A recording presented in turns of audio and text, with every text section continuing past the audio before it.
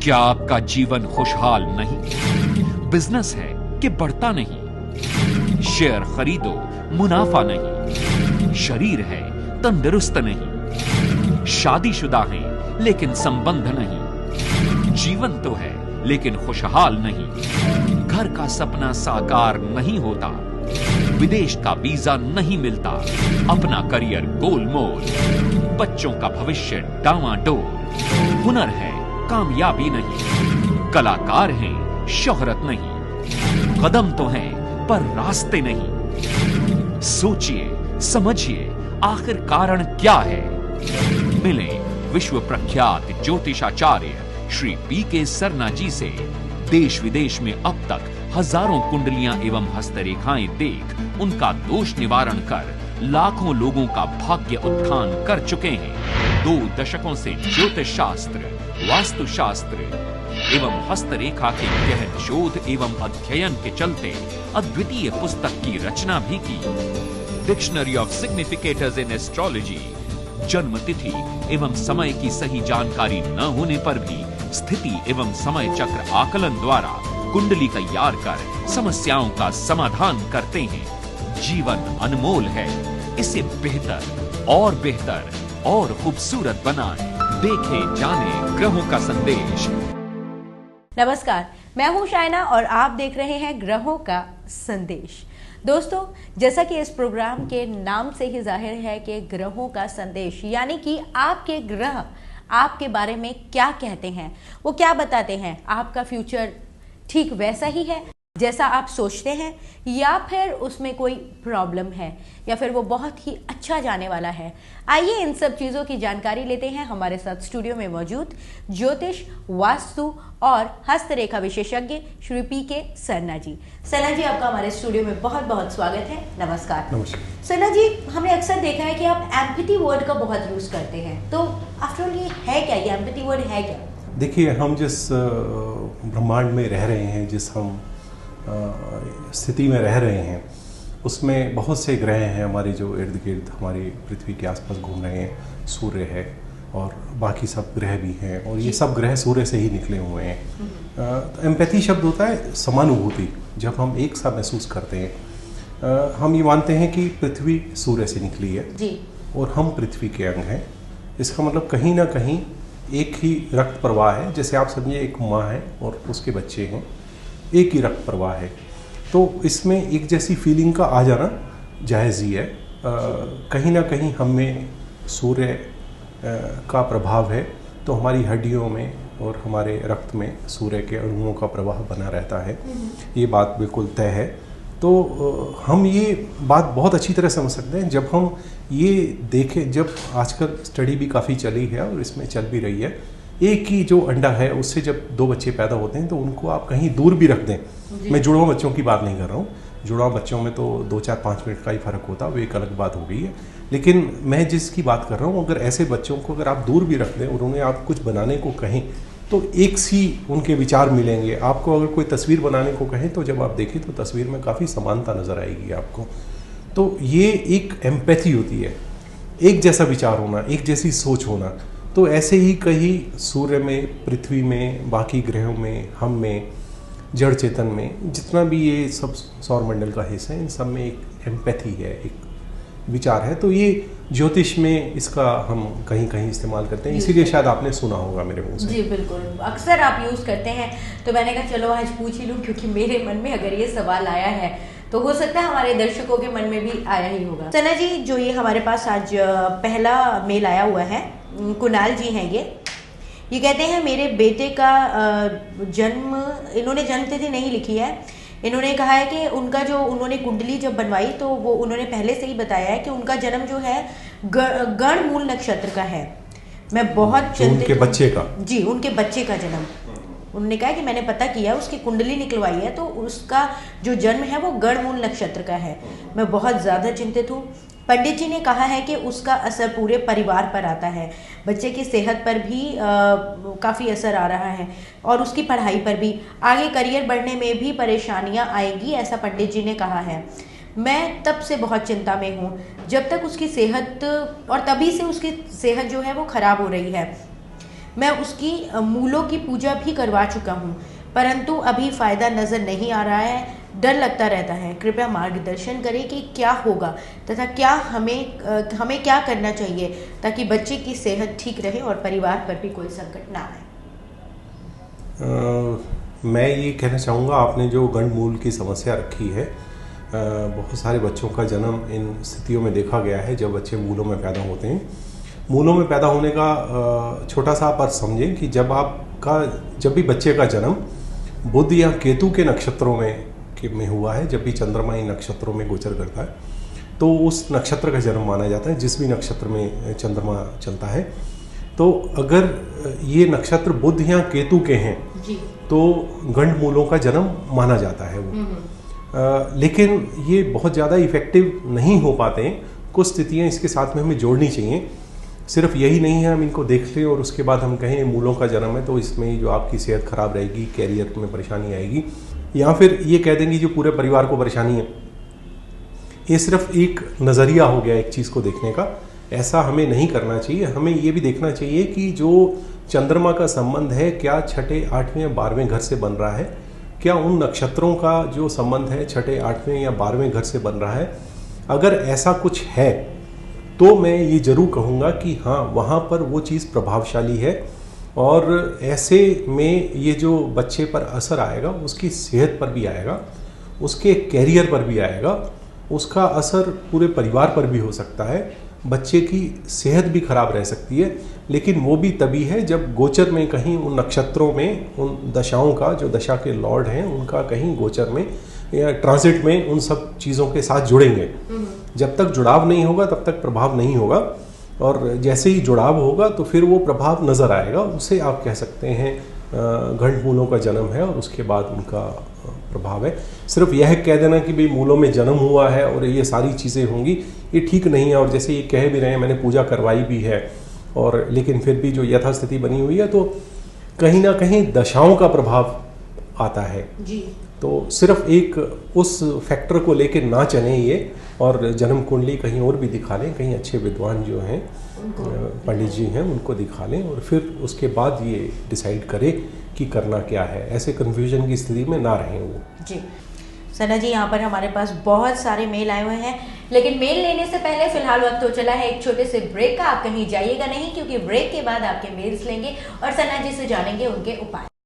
ज्योतिष शास्त्र के अनुसार शुद्ध राशि रत्न ग्रहों के दुष्प्रभाव को दूर कर उनके शुभ एवं लाभकारी फल हमें प्रदान करते हैं। वेदांत ज्योतिष एवं रत्न संस्थान, certified and energy level tested gemstones, a place for royal, rich and pure astro gemstones.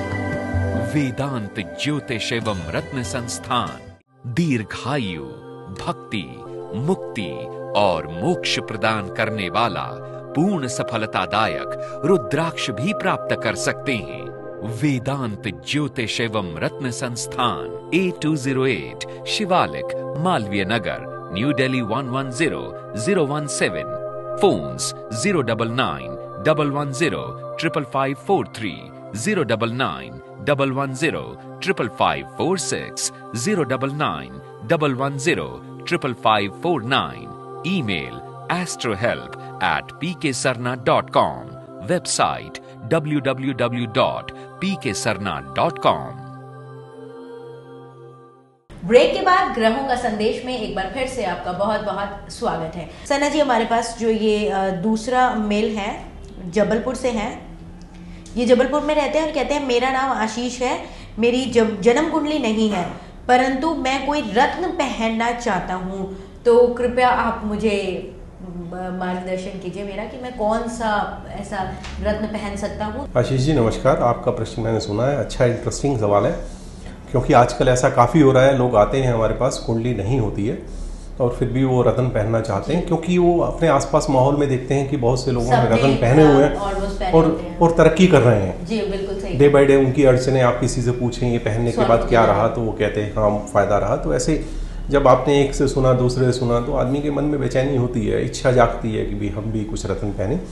तो अगर आप रत्न पहनने पहनना ही चाहते हैं और जन्म कुंडली नहीं है, तो इसके लिए एक विशेष प्रश्न कुंडली बनाई जाती है कि कौन सा रत्न आपके लिए फ़ायदेमंद रहेगा। उसमें एक सीड नंबर पूछा जाता है और उससे कुंडली तैयार की जाती है, और फिर उसके बाद जो है बता दिया जाता है कि भाई आप ये रत्न पहनिए और ये रत्न ना पहनिए। आजकल मैंने ये भी देखा है कि कई जगह पर कई जो विद्वान पंडित भी हैं या एस्ट्रोलजर हैं, वो 5वें घर, 9वें घर या फिर लगन का रत्न धारण करवा देते हैं। लोग बाद में ये कहते हैं कि नहीं, इनका प्रभाव नहीं आया है। तो केवल 5वें 9वें जो ट्राइन लॉर्ड्स होते हैं उनका भी रत्न कई बारी नहीं काम करता है, और ऐसे ही लग्नेश का भी जो लगन का जो रत्न है वो भी धारण करवाते हैं। जैसे मान लीजिए लग्नेश सूर्य है तो उसका फिर जो रूबी पहनने को बोलते हैं, आम सुनने में ये आता है, लेकिन ऐसा नहीं है। और भी काफ़ी सारे फैक्टर देखे जाते हैं उसमें। वो जो ग्रह है वो किस नक्षत्र में है, किस उप नक्षत्र में है, किन किन घरों का प्रभाव लिए हुए है। कहीं देखने में तो लग रहा है अच्छा है, जैसे ट्राइन लॉर्ड है मान लीजिए, तो ये कैसे देखा जाता है सरना जी, पापिस्ट्री के द्वारा? नहीं, क्योंकि जन्म कुंडली तो उनकी फिर है नहीं। वो जो प्रश्न कुंडली बनाई जाती है, विशेष प्रश्न कुंडली बनाई जाती है, उसके आधार पर देखते हैं कि कहीं जो वो ग्रह है उसकी स्थिति कैसी आ रही है। पॉजिटिव हाउसेस को लेके चल रहा है वो जो ग्रह है, कहीं कोई नेगेटिव हाउसेस का प्रभाव तो नहीं आ रहा है। अगर ऐसा कोई नेगेटिव हाउसेस का प्रभाव नज़र आता है तो फिर हम जो है उस रत्न के लिए नहीं कहते हैं। प्लस साथ में ये देखा जाता है कि जनरली काफ़ी लोग ये कहते हैं कि जो आपका बॉडी वेट है उस हिसाब से आप रत्न पहन लीजिए, या फिर ये जैसे आजकल कई विद्वान लोग या पंडित लोग ये कहते हैं कि सिर्फ 5.25 रत्ती का ही स्टोन पहन लीजिए। ये भी सही नहीं है। कल आप अपनी बॉडी का जो वेट मैनेजमेंट कर सकते हैं। सपोज़ अभी आपका वज़न 80 किलो है और बाद में या जाके 70 भी हो सकता है, 90 भी हो सकता है, तो आप कितनी बार स्टोन बदलेंगे आप? ये आम देखने में आता है। ये बहुत लोग इस बारे में कहते हैं भी हम कैसे करें, ये आम सवाल सुनने में आते। तो ऐसी ये मान्यताएं ठीक नहीं है, चल रही हैं, ठीक है, हम भी कुछ ज़्यादा नहीं कहना चाहते, लेकिन अपना विचार जरूर रखेंगे कि अगर आप अपने फेवरेबल नंबर को बेस रख के आप उतने रत्ती का ही रत्न पहने। सपोज जैसे मान लीजिए कि जन्म 24 तारीख का है तो 2 और 4 6 हो गया, तो 6 मतलब ये जो इनका बर्थ जो फॉल होता है, फेवरेबल नंबर की जो सीक्वेंस बनती है फेवरेबल नंबर्स की 3 6 9 की आती है। तो इसमें बेटर है कि इन्हें 6.25 रत्ती या 9.25 रत्ती ये रत्न धारण करें। अगर और नीचे जाना चाहते हैं तो 12.25 रत्ती भी ये ले सकते हैं। तो इनमें से एक चूज़ कर लें, जो ग्रॉस नंबर और जो इनिशियल नंबर है उनको मैच करते हुए जो बेस्ट सीक्वेंस निकलती है वो अपना पहन लें। फ़ायदा होगा, डबल फ़ायदा होगा इससे। और मैं ये कहूँगा जब भी आप स्टोन पहने पूरे विधि विधान से पहने। जो रत्न पहना जा रहा है उस दिन का होरा निकाला जाए। होरा निकालने के बाद उस होरा में इसके जो ग्रह के मंत्र हैं वो साथ में रख के उसको सिद्ध करके शुद्ध करके ही पहना जाए। ये वैसी ही बात है जैसे हम किसी व्यक्ति को मान देते हैं। जब हम किसी को व्यक्ति को मान देते हैं तो हमारे लिए वो करने को, हमारी फेवर में आने को वो तैयार हो जाता है। वैसे जब हम रत्नों को मान देते हैं तो रत्न भी जो है हमसे सहयोग करते हैं। जेसी बोस ने भी 1901 में रॉयल सोसाइटी ऑफ लंदन में लेक्चर दिया था, तो उन्होंने ये वहाँ पे कहा था कि जो जितने पेड़ पौधे हैं ये जड़ चेतन हैं, ये सब जीवित हैं। और उन्होंने प्रूव किया था वहाँ पे एक्सपेरिमेंट करके। तो रत्न भी जो हैं जीवित हैं और हमें इनको पूरा मान देना चाहिए। जैसे हम जीवित व्यक्ति को मान देते हैं तो इसमें ज़्यादा इफेक्टिव हो पाते हैं, ज़्यादा अच्छा काम कर पाते हैं। इतना हमें ज़रूर ध्यान रखना चाहिए। और सना जी, ये जो दूसरा प्रश्न हमारे पास है ये है वास्तु से है। आस्था जी हैं, ये मेरठ से रहती हैं और ये लिखती हैं हमें कि मैं एक नए घर में शिफ्ट होने जा रही हूँ, इसलिए मैं आपका प्रोग्राम रोज़ाना देखती हूँ। तो मैं देखती हूँ कि आप लोगों को बहुत ही अच्छे वास्तु टिप्स देते हैं और इस प्रोग्राम को देखकर मुझे पता लगा कि वास्तु दोष होने के कारण कई लोगों को बहुत बड़े बड़े नुकसान उठाने पड़ रहे हैं। आस्था जी, बिल्कुल सही कहा है आपने। तो सना जी ये जानना चाहती हैं कि उन्हें कुछ वास्तु टिप्स दें, क्योंकि वो नए घर में शिफ्ट होने जा रही है, तो क्या वो ऐसा फॉलो करें जिससे कि उनको को किसी परेशानी का सामना ना करना पड़े? आस्था जी नमस्कार, आपने बड़ा अच्छा सवाल पूछा है, लेकिन इसका जवाब बहुत बड़ा हो जाएगा। मैं फिर भी बहुत बड़ा जवाब ना देते हुए कोशिश ये करूँगा कि एक ब्रीफ में बात की जाए। देखिए, चुंबकीय जो तरंगे हैं ये नॉर्थ पोल से साउथ पोल की तरफ चलती हैं। तो सोते हुए हमें खास तौर से ये ध्यान रखना चाहिए कि हम जो सोएं तो हमारा सिर जो है साउथ पोल की तरफ रहे, ना कि नॉर्थ पोल की तरफ। तो ये अगर नॉर्थ पोल की तरफ नॉर्थ डायरेक्शन में रहता है तो सीधा सीधा प्रभाव हमारे मस्तिष्क पे आता है। जो शयन कक्ष है वो सीलन रहित होना चाहिए और स्वच्छ साफ सुथरा होना चाहिए। इतना भी ध्यान रखा जाना चाहिए। साउथ ईस्ट जो डायरेक्शन है वहाँ से नकारात्मक ऊर्जा का प्रभाव आता है। इस कारण से घर में झगड़े बने रहते हैं और घर में जो स्त्रियां होती हैं उनको उनसे रिलेटेड जो समस्याएं हैं, बीमारियां हैं, झगड़े हैं, आपस में सुबह शाम के जो परेशानियां हैं वो आती रहती हैं। तो इस डायरेक्शन का भी खास तौर से ध्यान देना चाहिए। साउथ ईस्ट डायरेक्शन जो है थोड़ा सा मतलब कुछ ही कामों में इस्तेमाल हो सकते हैं, जैसे किचन वगैरह है, तो इस चीज़ का साउथ ईस्ट डायरेक्शन में ही ध्यान देना चाहिए। सोते हुए जो दरवाज़ा है उसकी तरफ पैर करके नहीं सोना चाहिए, ना ही सिर करना चाहिए जो मेन डोर है। आप ये भी समझ सकते हैं कि भाई इसमें सीधी सी हवा लगती है, लेकिन हम उसको वास्तु के हिसाब से लेते हैं तो ये ठीक नहीं माना जाता है, क्योंकि वहाँ से जो एनर्जी प्रवेश करती है वो परेशानियाँ बढ़ा देती हैं। दरवाजे की तरफ ना सिर करके सोएं ना पैर करके सोएं। पैर जो है आपके ठोस दीवार की तरफ। अगर किसी के घर में आपने कहा कि साउथ की तरफ सर करके सोए, तो अगर दरवाज़ा अगर नॉर्थ की साइड है तो जाहिर सी बात है कि पैर उस साइड हो जाएंगे। हाँ, वो जब भी घर की, मैं समझ रहा हूँ इस बात को, लेकिन आप इन टोटलिटी देखिए, आप जो इम्प्रूवमेंट कर सकते हैं आप, क्योंकि स्थितियों को बहुत ज़्यादा बदलाव कर नहीं सकते। तो उसमें जो बेस्ट पॉसिबल है, बिना तोड़ फोड़ के, बिना ये तो चीज़ें सोने की हैं, है ना। डायरेक्शंस और भी कई हैं सोने के लिए, जैसे वेस्ट में सिर ना रखें, नॉर्थ में ना रखें, लेकिन साउथ में रख सकते हैं, ईस्ट में रख सकते हैं। नॉर्थ में रखने की क्या? नॉर्थ से अभी मैंने जैसे बताया वहाँ से चुंबकीय तरंगे का प्रवाह रहता है साउथ की तरफ। तो ये चीज़ें हैं।